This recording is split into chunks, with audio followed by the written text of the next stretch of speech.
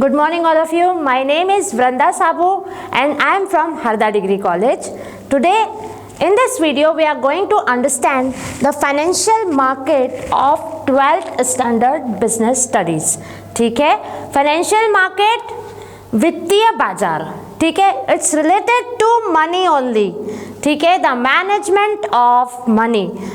So first we understand what exactly financial market is. ठीक है, तो देखिए इसमें दो लोग होते हैं, दो लोग मतलब दो प्रकार के लोग होते हैं, दैट इज सेवर्स एंड बोरोअर्स. ये मार्केट एक्चुअल में करता क्या है? सेवर का मतलब ये होता है जो पैसों की सेविंग करके रखते हैं, जिनके पास एक्स्ट्रा प्रॉफिट सेव हो जाता है, ठीक है. और बोरोअर्स मतलब वो होते हैं जो अपना बिजनेस करने के लिए इन सेवर्स से पैसा उठाते हैं, मतलब कि एक प्रकार का क्रेडिट लेते हैं, उधारी लेते हैं. अब इसको और आगे लिंक हम बनाते हैं कि किस प्रकार से ये प्रोसीजर हमारी चलती है.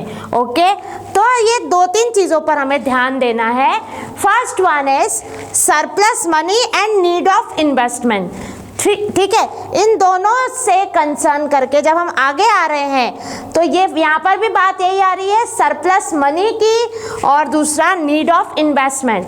अब हमारे पास पैसा है, अब हमें उसे इन्वेस्ट करना है, ठीक है. तो जहाँ सरप्लस मनी है वहाँ पैसा इन्वेस्ट हो पाएगा. अब वो कैसे, तो अब आगे हम समझते हैं. दो चीज़ें, दो प्रकार की यूनिट्स होती है बिजनेस में. It is all about the business we are talking, ठीक है. दो प्रकार की यूनिट्स होती है, surplus units and deficit units. अब सरप्लस यूनिट्स वो होती है जिनके पास भरपूर पैसा है, और डेफिसिट यूनिट्स वो होती है, सरप्लस यूनिट्स मतलब जो इन्वेस्टर्स होते हैं जिनको अपना पैसा इन्वेस्ट करना है, निवेश करना है, पैसा उनके पास है और अब उन्हें इन्वेस्ट करना है. और डेफिसिट यूनिट्स वो होती है, इन्हें बिजनेस यूनिट्स बोल सकते हैं आप, जहाँ पर बिजनेस करने के लिए पैसों की आवश्यकता है. तो क्या होता है, जो सरप्लस यूनिट्स रहती है, इन्वेस्टर्स जो होते हैं वो ऐसे बिजनेस यूनिट्स पर अपना पैसा इन्वेस्ट करते हैं. इस बहाने इनके पास बिजनेस करने के लिए पैसा आता है, और ये जो सरप्लस यूनिट्स थी जिनके पास ये एक प्रकार के सेवर हैं, ठीक है, ये बोरोअर्स हैं एंड ये सेवर्स है, ठीक है. तो ये दोनों का जो कॉम्बिनेशन है वो इस प्रकार चल रहा है, ये अपना पैसा यहाँ इन्वेस्ट कर रहे हैं और ये उन पैसों से अपना बिजनेस रन कर रहे हैं, ठीक है. So what exactly financial market is doing? Financial market is what मतलब it they transfer the and creation and exchange of financial assets. What is financial assets? Assets मतलब क्या होता है, एक प्रकार की संपत्ति. तो वित्तीय संपत्ति को क्रिएट और एक्सचेंज करने का काम, आदान प्रदान करने का काम कौन करता है? फाइनेंशियल मार्केट करता है. और अब हमें देखना है, फाइनेंशियल मार्केट दो प्रकार के होते हैं, एक कैपिटल मार्केट और मनी मार्केट. कैपिटल मार्केट जो होता है जिसमें आप एक साल से ज़्यादा के समय के लिए पैसा इन्वेस्ट कर सकते हैं, और मनी मार्केट वो होता है जिसमें आप एक साल से कम समय के लिए पैसा इन्वेस्ट करते हैं. जैसा कि हमने बात करी कि फाइनेंशियल मार्केट के दो प्रकार होते हैं, that is capital market and money market. तो सबसे पहले अब हम बात कर रहे हैं मनी मार्केट की. ओके, मनी मार्केट क्या होता है? जहां पर इन्वेस्टर्स जो है इन्वेस्ट करते हैं, बट कितने समय के लिए? तो विद इन 1 ईयर के लिए, मतलब एक साल के अंतर्गत के लिए ही वो उसमें इन्वेस्टमेंट कर सकते हैं, ठीक है. तो up to 1 year only. And sources of finance for working capital. Money market क्या है?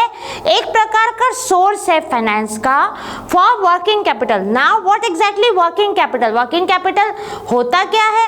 तो आपने वर्किंग कैपिटल का फॉर्मूला पढ़ा है, that is current assets minus current liabilities. उन दोनों माइनस करके जब हम निकालते हैं तो वर्किंग कैपिटल का मतलब यह निकलता है कि जो काम हम रेगुलर में कर रहे हैं, जो वर्क हम कर रहे हैं, उसकी लिक्विडिटी के लिए जो हमें कैपिटल चाहिए रहता है, that will be known as working capital, current assets minus current liabilities. Okay, major institutions involved are, इसमें मनी मार्केट में मेजर इंस्टीट्यूशंस कौन से इन्वॉल्व रहते हैं, that is RBI, commercial banks, LIC, life insurance corporation of India and और भी बहुत सारे हैं। Then common instruments of money market, money market में ऐसे कौन से इंस्ट्रूमेंट्स हैं जो कि जिनमें हम इन्वेस्टमेंट करते हैं। तो सबसे पहला हम बात करेंगे कॉल मनी की। कॉल मनी क्या होता है, इसमें एक बैंक दूसरे बैंक से पैसा बोरो करता है लगभग 1 या 2 दिन के लिए, ऐसा, ठीक है, मतलब कम समय के लिए। जैसे किसी बैंक को आवश्यकता रहती है, अर्जेंट आवश्यकता पड़ती है कि उसके पास पैसा कम हो गया है और उसे लोगों को देना है या कुछ दूसरी रेगुलरिटी के लिए उसे पैसा चाहिए होता है, तो वो दूसरे बैंक से पैसा जो है वो बोरो करता है, इसे कहा जाता है कॉल मनी। ओके, आई बात समझ में। इसका जो मैच्योरिटी पीरियड होता है वो 1 to 15 डेज के अंतर्गत रहता है। इट डिपेंड्स करता है कि किस प्रकार के ट्रांजैक्शंस हमारे हुए हैं, right. Second one is the treasury bill. Treasury bill क्या होता है, ये इशूड बाय आरबीआई है, मतलब इसको आरबीआई इशू करती है किसे, बैंक्स एंड जनरल पब्लिक को, ठीक है। इसका मैच्योरिटी पीरियड होता है 14 to 364 डेज, ठीक है। कौन इशू कर रही है इसको, आरबीआई इशू कर रही है, रिजर्व बैंक ऑफ इंडिया। किसको इशू कर रही है, तो बैंक और किसको कर रही है, जनरल पब्लिक को। मतलब जब ट्रेजरी बिल्स आते हैं तो बैंक और जनरल पब्लिक क्या कर रही है, इन्वेस्टमेंट कर रही है उसमें। फिर बाद में इन्वेस्टमेंट कहाँ कर रही है, तो आरबीआई इशू कर रही है, तो इन्वेस्टमेंट वहाँ उनका हो रहा है, तो it is totally safe, you know. Then इसका मैच्योरिटी पीरियड होता है 14 to 364 डेज के अंतर्गत। इसका मतलब आफ्टर 14 डेज और बिफोर 364 डेज इसका मैच्योरिटी पीरियड होता है, उसमें उसका मतलब मैच्योरिटी आ जाती है, राइट। देन कमर्शियल बिल्स क्या होते हैं, कमर्शियल बिल्स के बारे में मैंने आपको बताया है। जैसे हम क्या करते हैं, किसी के साथ बिजनेस करते हैं अगली पार्टी के साथ, तो अगली पार्टी हमें क्या कहती है, आप इतने दिन में हमारा पेमेंट कर देना। तो ये जो अपॉर्चुनिटी आपको मिल रही है, जो आप बिल्स प्रोवाइड कर रहे हो अगली पार्टी को और वो बिल आपका 15 दिन के बाद पेमेंट कर रही है, ये भी एक प्रकार का सोर्स ऑफ फाइनेंस होता है इन अ मनी मार्केट। इसका मैच्योरिटी पीरियड 90 डेज होता है, राइट। 90 डेज के बाद अगर व्यक्ति पेमेंट नहीं कर रहा है तो फिर आप उस पर कार्रवाई कर सकते हैं। इसी प्रकार से काफ़ी सारे इंस्ट्रूमेंट्स हैं मनी मार्केट के, ठीक है। अभी हमने 2-3 इंपॉर्टेंट इंस्ट्रूमेंट्स पर बात करी है।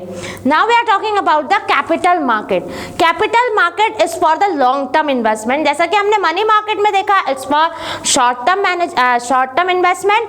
अब कैपिटल मार्केट होता है for a long term investment. इसमें इसके 2 टाइप्स होते हैं, that is primary market and the secondary market. Okay, अब प्राइमरी मार्केट की जब हम बात करते हैं, what exactly primary market. Primary market में जब कोई भी सिक्योरिटी फर्स्ट टाइम इशू की जाती है, राइट, कोई भी सिक्योरिटीज एग्जाम्पल आप ले सकते हैं, shares, debentures, bonds, mutual funds. Okay, जब कोई भी सिक्योरिटीज फर्स्ट टाइम इशू होती है मार्केट में, that market will known as a primary market, ठीक है। इसके मेथड्स कैसे है, पब्लिक इशू थ्रू प्रोस्पेक्टस, मतलब कि प्रोस्पेक्टस के थ्रू जो है पब्लिक इशू किया जाता है। प्रोस्पेक्टस आप समझ रहे होंगे प्रोस्पेक्टस होता क्या है। देखिए, जब कंपनी रजिस्टर्ड होती है ना, तो उसमें कुछ 7-8 डॉक्यूमेंट्स रजिस्ट्रेशन की प्रोसेस में फाइल करने होते हैं, जिसमें 3 डॉक्यूमेंट्स जो होते हैं वो बहुत इंपॉर्टेंट होते हैं, that is memorandum of association, article of association and prospectus. Prospectus क्या है, it is a very important document of a company. इसमें कंपनी क्या करती है, ऑफर देती है पब्लिक को, it is an offer given to public, right. तो और ऑफर तो दे रही है, बट इसमें कर क्या रही है, प्रोस्पेक्टस में एग्जैक्टली होता क्या है, तो प्रोस्पेक्टस में कंपनी की पूरी डिटेल होती है, राइट। कंपनी क्या है, कब से है, क्या आगे करेगी, मतलब future plans and all, each and everything about company. तो क्या है, पब्लिक इसमें इसे प्रोस्पेक्टस को देख करके वो आगे उसमें इन्वेस्टमेंट करना है या नहीं कर रहा है, ये डिसीजन वो ले सकते हैं, right. Offer for next one is offer for sale. तो इसमें देखिए, under this method new securities are offered to general public, ठीक है। न्यू सिक्योरिटीज ऑफर की जाती है टू जनरल पब्लिक को, बट किसके थ्रू, इंटरमीडियरीज के थ्रू। इंटरमीडियरीज मतलब कि मध्यम, मतलब मिडल मैन, राइट। अब यहाँ पे मिडल मैन कौन, तो जनरली सिक्योरिटीज की डीलिंग के लिए जो है मिडल मैन्स होते हैं ब्रोकर्स, ठीक है। हम मेनली ब्रोकर्स के थ्रू हमारी डीलिंग, जो एक इन्वेस्टर रहता है, जो कंपनी में वो इन्वेस्ट कर रहा है, तो बीच में ब्रोकर ये इन्वेस्टमेंट का काम हमारा करवाते हैं, okay. And next one is private placement. अब प्राइवेट प्लेसमेंट क्या है, तो जो कंपनीज रहती है प्राइमरी मार्केट के थ्रू ऐसे कुछ इंटरमीडिएट्स को डिसाइड कर लेती है और डायरेक्टली अपने न्यू इश्यूज को उन इंटरमीडिएट्स को सेल करती है, मतलब कि मिडलमैन को सेल करती है और फिर वो उन सिक्योरिटीज को आगे सेल आउट करते हैं, right. Now the secondary market, जैसा कि हमने बोला, जब कंपनी, कोई भी इंस्टीट्यूशन पहली बार कोई सिक्योरिटीज को इशू कर रहा है तो वो कौन से मार्केट में करता है, प्राइमरी मार्केट, ठीक है। अब सेकेंडरी मार्केट में क्या हो रहा है, पहली बार प्राइमरी मार्केट से जो है सिक्योरिटीज मार्केट में आई, अब उसको किसी और ने खरीदा, फिर किसी और से किसी और ने खरीदा, तो ये जो बार बार सेकेंड हैंड इश्यूज को खरीद रहे बेच रहे हैं, इसे ये कहाँ हो रहा है, आपका सेकेंडरी मार्केट में हो रहा है। और किसके थ्रू हो रहा है, तो स्टॉक एक्सचेंज के थ्रू हो रहा है।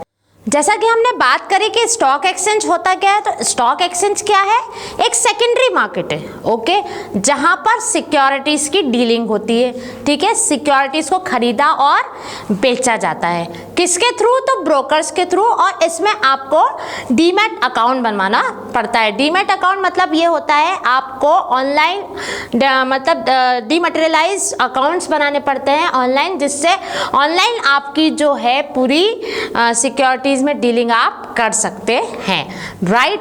अब हम जब बात करते हैं तो स्टॉक एक्सचेंज हमें जो लिस्टिंग बताता है कि कौन सी कंपनी कौन से पर है और कौन सा शेयर, डिबेंचर, कौन सी सिक्योरिटीज कौन से लेवल पर चल रही है, ये चीज़ें भी स्टॉक एक्सचेंज हमें बताता है।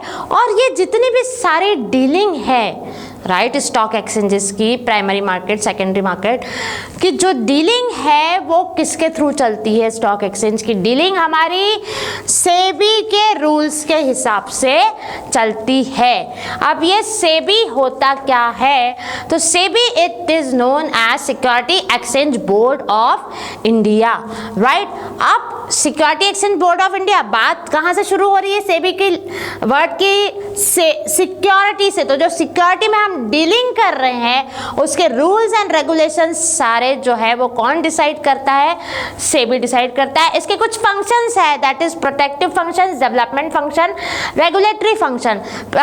इन फंक्शंस के थ्रू, जैसे अगर कोई इन्वेस्टर्स ऐसे होते हैं या कुछ होते हैं जो गड़बड़ी करना चाहते हैं, प्राइस में गड़बड़ी करना चाहते हैं, कोई इनसाइडर ट्रेडर होता है जो कि हमारी कंपनी में ही है ऑलरेडी और उनको सब चीज़ों की प्राइसिंग की जानकारी है और वो प्राइसिंग में कुछ घपला, कुछ फ्रॉड करना चाहते हैं, तो ऐसे लेवल पर सेबी जो है उनका सारा काम ऑनलाइन चलता है और सेबी के रूल्स एंड रेगुलेशन के हिसाब से।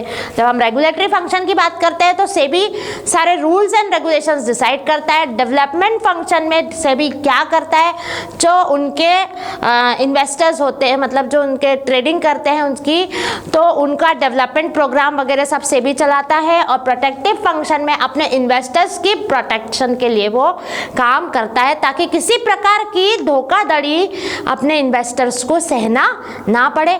प्रकार से हम लोगों ने फाइनेंशियल मार्केट में मेनली दो प्रकार के मार्केट्स देखे, that is capital market and money market. Capital market में अगर जो है इन्वेस्टमेंट हमें करना है तो हम 1 साल से ज़्यादा के टाइम के लिए कर सकते हैं, और मनी मार्केट में हमें 1 साल से कम के लिए इन्वेस्टमेंट करने का अधिकार होता है। मतलब long term and short term investment की बात हमने यहाँ पे करी है। देन हमने कैपिटल मार्केट में 2 बातें करी, प्राइमरी एंड सेकेंडरी मार्केट की, और सेकेंडरी मार्केट में हमने स्टॉक एक्सचेंज, और स्टॉक एक्सचेंज में जो रूल्स एंड रेगुलेशन हमारे लगते हैं वो किसके हिसाब से लगते हैं, सेबी के रूल्स एंड रेगुलेशन के हिसाब से हम सिक्योरिटी में डीलिंग करते हैं। इस प्रकार से हमने हमारे फाइनेंशियल मार्केट का ये चैप्टर पढ़ा। Thank you.